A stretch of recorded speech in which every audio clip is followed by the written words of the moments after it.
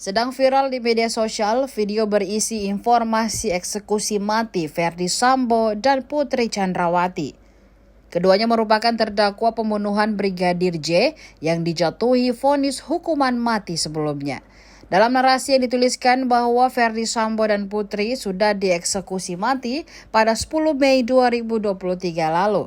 Informasi tersebut cukup menggemparkan netizen. Pasalnya kini keduanya tengah menempuh jalur hukum lainnya untuk mendapatkan keringanan hukuman.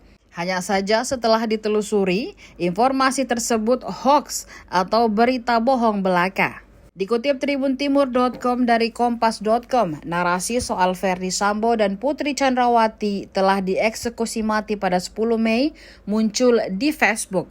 Video itu berdurasi 9 menit 20 detik. Dalam gambar covernya memperlihatkan dua orang tengah terkapar. Namun ternyata foto itu identik dengan foto di laman sebuah media berita. Dalam keterangan di laman media itu menunjukkan dua orang terduga teroris yang ditembak karena mencoba menyerang Mapolda Riau pada 16 Mei 2018 lalu.